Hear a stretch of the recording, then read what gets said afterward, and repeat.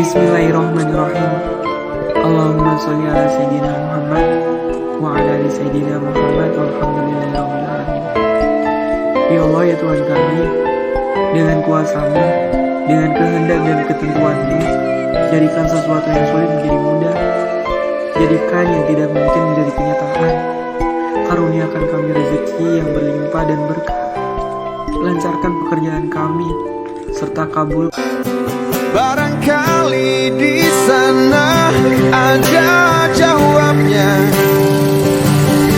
mengapa di tanahku terjadi bencana. Ya Allah, ya Tuhan kami, Mungkin Tuhan mulai bosan melihat oleh manusia. Apa penyebab datangnya musibah? Saya tidak bahas melalui ilmu teknologi, tapi saya mencoba memperjelaskannya dari Al-Quran sebagai sumber ilmu pengetahuan umat Islam. Ini tidak ada hubungan dengan geologi. Ini hanya pedoman buat orang beriman. Kalau Bapak percaya berarti Bapak termasuk orang beriman. Kalau Bapak bilang tidak ada hubungannya berarti Bapak pura-pura beriman. Apa landasannya? Silahkan buka Al-Quran, surah Al-Imran ayat 112.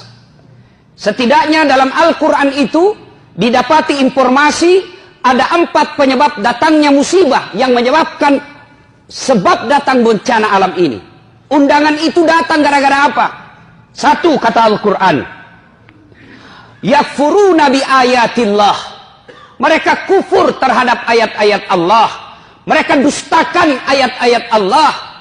Menurut orang Islam ada 2 ayat Allah. Ayat tertulis dan ayat tercipta. Ayat tertulis Al-Quranul Karim, ayat tercipta lingkungan alam.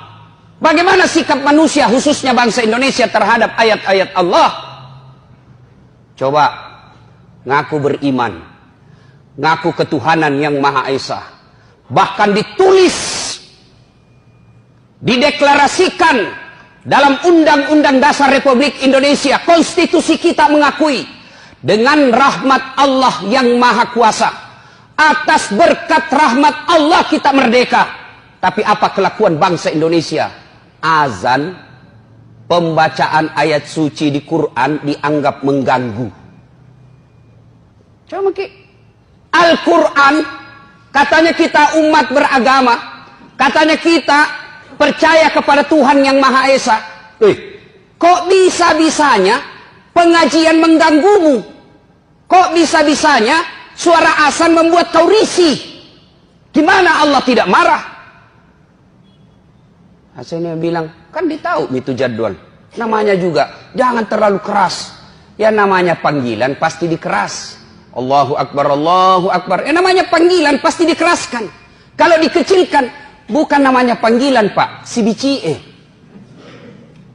Dasat, dipanggil. Dasat, dasat. Nah, itu baku bici namanya itu.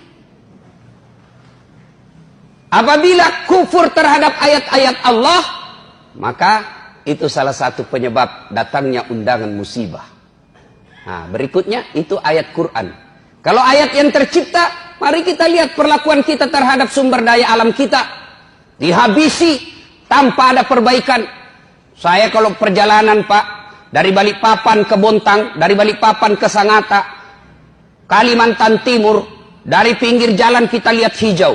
Tetapi kita naik di atas pesawat, habis gundul hutan kita.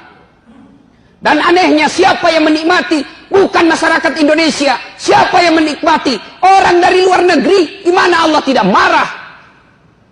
Kita punya sumber daya alam melimpah. Tapi siapa yang menikmati? Orang-orang kaya yang tertentu saja di Indonesia. Dan berlebihan caranya menikmatinya.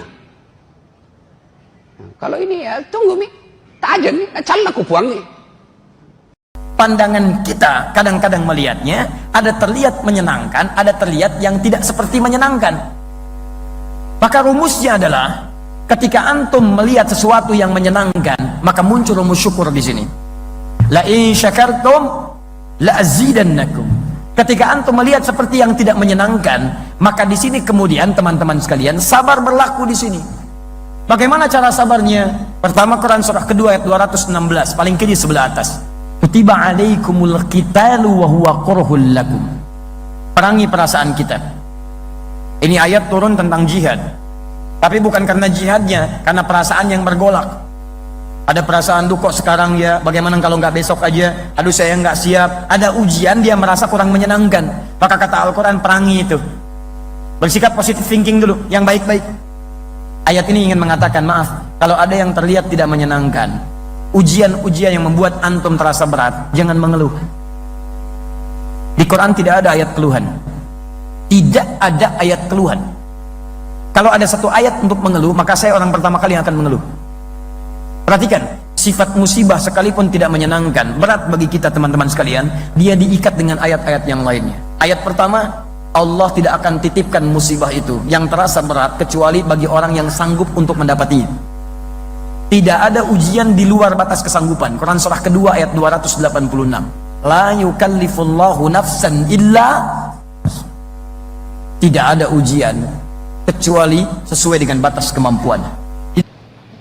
Beliau masuk dan beliau keluar ya dari rumahnya, wa taghayyar wajhuhu, wajah beliau ya berubah, raut wajah Nabi kita Muhammad sallallahu alaihi wasallam. Fa idza amtaratis sama, dan ketika ternyata turun hujan, langit menurunkan hujannya, surriya anhu, diangkat darinya tadi perasaan cemas yang sempat muncul, hilang darinya. Fa'arafathu Aisyah dzalik.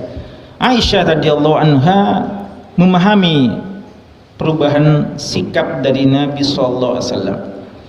Ketika mendapatkan harta itu, mereka menyimpan atau menyisakan pada hati mereka juga rasa cemas dan takut. Kenapa mereka tidak senang 100%? Mereka menerima harta yang halal tentunya, tapi mereka juga menyimpan rasa cemas dan takut. Karena mereka tahu bahwasanya nikmat ini boleh jadi di dalamnya ada cobaan, fitnah. Kan itu mereka berhati-hati. Ya, sama dengan ini. Ketika mereka melihat fenomena hujan akan turun, Nabi kita sallallahu alaihi wasallam rasa cemas, takut, ya, dan nanti setelah turun hujan dan alhamdulillah ternyata bukan siksa sebagaimana yang dikhawatirkan, maka beliau langsung bergembira, ya. Kan itu khawas sekalian, ini sunnahnya, ya. Sunnah ketika ada guntur, mendung, lalu apalagi kalau disertai dengan angin-angin yang kencang, kita perlu berdoa kepada Allah, ya. Allahumma inni as'aluka khairaha wa khaira ma fiha wa khaira ma ursilat ilaih. Ya Allah, kami meminta kepadamu kebaikannya dan kebaikan apa-apa yang ada padanya dan kebaikan apa yang diutus dengannya. Wa a'udzu bika min syarriha wa syarri ma fiha wa syarri ma ursilat ilaih.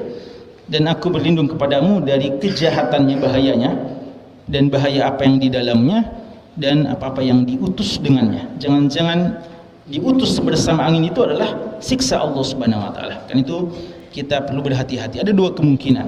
Ya, dua kemungkinan, dia entah menjadi rahmat atau menjadi nikmah, adab.